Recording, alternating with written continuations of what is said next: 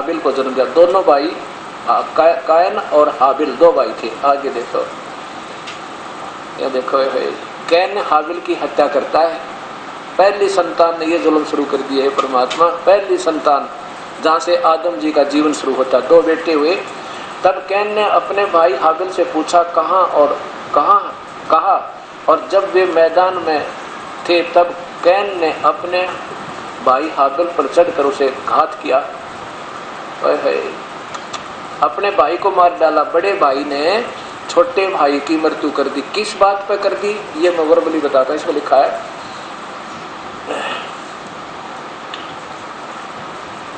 कि कायन तो खेती करता था, हाबिल जो है ये भेड़ बकरियां चरा करता। और कहते हैं रब के पास कायन तो अपनी खेती का हिस्सा ले गया और हाबिल ले गया अपना एक बकरा। कहते हैं और रब ने उन किस में, उन पाखंडी मेहनतों में वो काल के वो भीतर प्रेत बोले, वो कहने लगा अब वो तो ले गया कणक। कौन? कायन थे। तो उसमें वो कहते अल्लाह को बैठ चढ़ाने के लिए वो भूत बोला उस मेहनत में। वो कहता नहीं नहीं नहीं, तेरी कमाई पाक नहीं है। उसकी वह कणक तो स्वीकार नहीं की। वो पहला बकरा लेकर गया अपना बच्चा, एक मेमना उसका बकरी का बच्चा। तो उसको कहता हाँ तेरी आत्मा बड़ी पाक है, ये बकरा दे दे मुझे। कसाई वो जुल्म करवा दिया। उससे हाबिल का बकरा स्वीकार कर दिया और वो कणक अस्वीकार कर दी। कहते ये अल्लाह को पसंद है, अल्लाह को नहीं। उन दुष्ट आत्माओं को पसंद है जो प्रेत आत्मा उन प्यारी आत्माओं को गुमराह करती रही। ऐसा ये आपके सामने फिर दिखाता हूँ, एक बार फिर पढ़ना पड़ेगा, नहीं तो आपके जचेगी नहीं ये बात। और ये अल्लाह का आदेश नहीं। अल्लाह तो 6 दिन में सृष्टि रचकर 7वें दिन तख्त पर जा बैठा। उसके बाद तो ये काल की कबड्डी है सारी। और यही सब जुल्म करवा रहा हिंदू मुसलमान और सब सिख ईसाइयों पे। जब तक परमपिता कबीर साहब की शरण में नहीं आएंगे तो हमारा ये हालत सदा बनी रहेगी।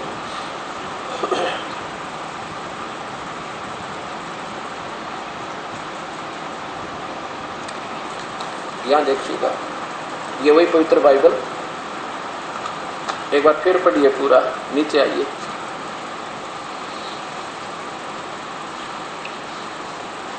ये तो आपने पढ़ लिया। जब आदम अपनी पत्नी हवा के पास गया तो उनसे गर्भवती होकर कैन को जन्म दिया और कहा मैंने योहास की सहायता से, भगवान की सहायता से पुत्र पाया है।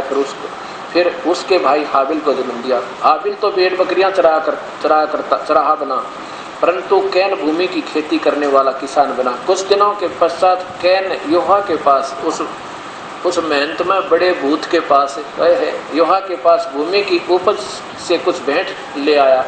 और हाबिल अपनी भेड़ बकरियों के कई एक पहलौठे बच्चे भेंट चराने के लिए ले आया।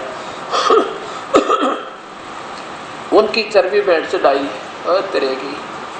तब योहा ने हाबिल और उसकी भेंट को तो ग्रहण कर लिया, वो मांस तो स्वीकार कर लिया उस अल्लाह ने। है थरा गजब भैया, ये प्रेत आत्मा बोला उस मेहनत में ऐसा जुल्म शुरू करवा रखा था, वो तो स्वीकार कर लिया। परंतु कैन और उसकी भेंट को उसने ग्रहण नहीं किया, क्योंकि वो तो कणक ले रहा था और वो मांस ले रहा था। मांस तो स्वीकार कर लिया अल्लाह ने नहीं किया। ये तो उस प्रेत ने किया जो उस पुजारी में बोल रहा था। परंतु कैन और उसकी भेंट को ग्रहण नहीं किया। तब कैन अति क्रोधित हुआ और उसके मुंह पर उदासी छा गई। इसको प्रण हुआ और उसके मुंह पर उदासी छा गई। अब कैन तो नाराज हो गया, भाई देख मेरी तो इतनी बढ़िया कणक तो स्वीकार नहीं की और मांस स्वीकार कर लिया। तब योहा ने कैन से कहा तू क्यों क्रोधित हुआ और तेरे मुंह पर उदासी क्यों छाई है? वो भूत बोला उसमें मेहनत में छा गई। यदि तू भला करे तो क्या तेरी भेंट ग्रहण नहीं की जाएगी, और यदि तू भला न करे तो पाप द्वार पर छिपा रहता है और उसकी लालसा तेरी ओर होगी और तू पर प्रभुता करेगा। कैन हाबिल की हत्या करता है। तो कैन ने अपने भाई हाबिल से कुछ कहा, और जब ये दो मैदान में थे तब कैन ने अपने भाई हाबिल पर चढ़कर उसे घात किया, मार दिया। तब योहा ने कैन से पूछा तेरा भाई हाबिल कहाँ है? वो भूत ने पूछा। उसने कहा मालूम नहीं, क्या मैं अपने भाई का रखवाला हूँ? गुस्से में आकर कहेंगे। उसने कहा तूने क्या किया? तेरे भाई को लहू की भूमि में से तेरी मेरी और चिल्ला कर मेरी दुहाई दे रहा है, इसलिए अब भूमि जिसने तेरे भाई का लहू तेरे हाथ से पीने के लिए अपना मुंह खोल रहा है, आदि आदि, उसको तू साबित है। अब देखो, हजरत आदम, बाबा आदम की पहले 2 पुत्र हुए और उनमें से कुबत शुरू होगी। एक परमात्मा बड़े ने छोटे की हत्या कर दी। अब वो प्यारी आत्मा हजरत आदम, बाबा आदम उस स्वर्ग में भी दुखी, जहाँ पूरी, अब और बाकी तो इनसे नीचे के नबी हैं, हजरत आदम जैसी साधना तो कोई कर ही नहीं सकता, और उनकी ये हालत है, स्वर्ग में भी दुखी है। परमात्मा कहते हैं स्वर्ग बीच है बड़ा बरहार, जम के हाथों फांसी, हाहाकार मच रहा है। कभी तो इधर देखा जब परमात्मा उन करोड़ों जीव रो रहे हैं, इधर थोड़ा बहुत बस सुख महसूस कर रहे हैं, उसके बाद दोनों वहाँ से आएंगे, फिर 84 लाख होंगे। अब आपके सामने ये प्रसंग चल रहा है कि बाबा आदम दाईं तरफ देखता है,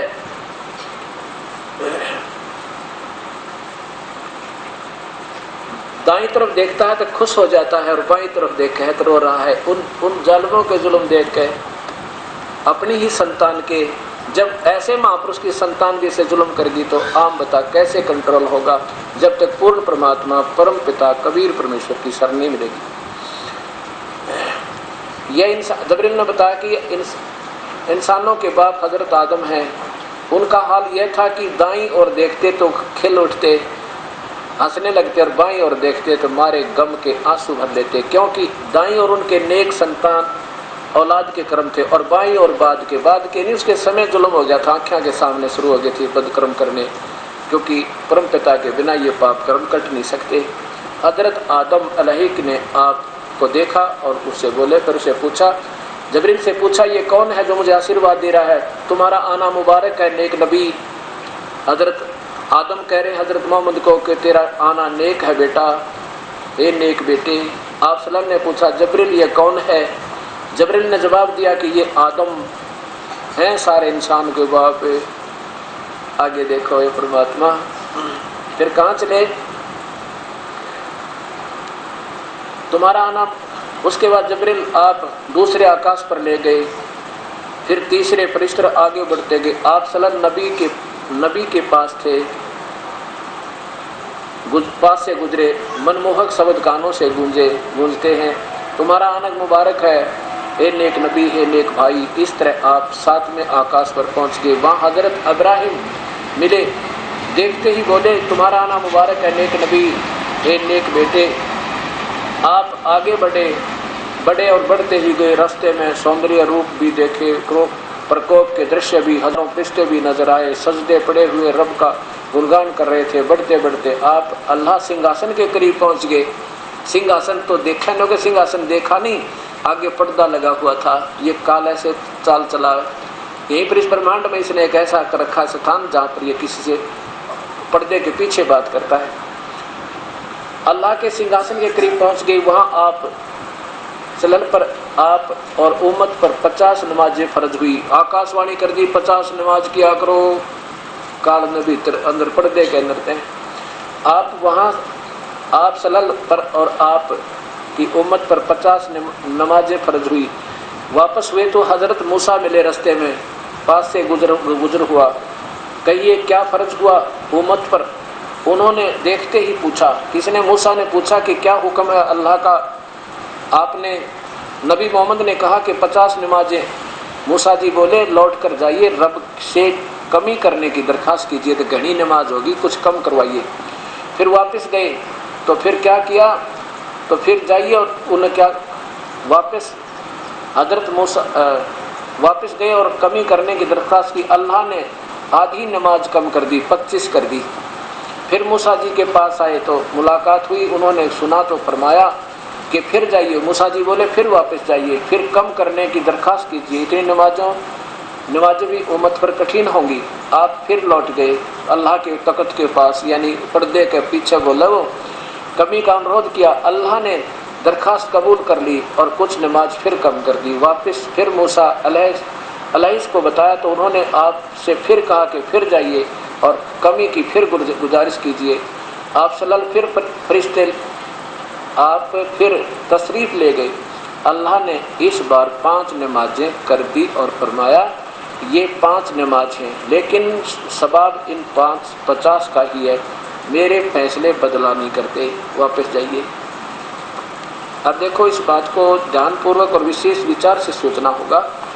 अगर भगवान अल्लाह की तरफ बोल रहा है तो आकार जरूर है उसका, बिना आकार के बोल रहे कि, और वो ऐसे गुप्त रहता है, सबको धोखा दे के वो अल्लाह काल भी ना बोल रहा है, कोई और देवता की ड्यूटी ला दे हो और पीछे बैठ जाता है जाके, वो कहता जाइए ऐसे करिए, जाइए ऐसे करिए।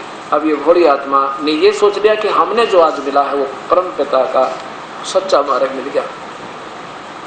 अब इसके ऊपर पूरा मुसलमान धर्म इन्हीं पूजाओं पर आधारित है, जिसके कारण ना, और ऐसे ही पूरा ईसाई धर्म, ना बाबा आदम सुखी और बाकी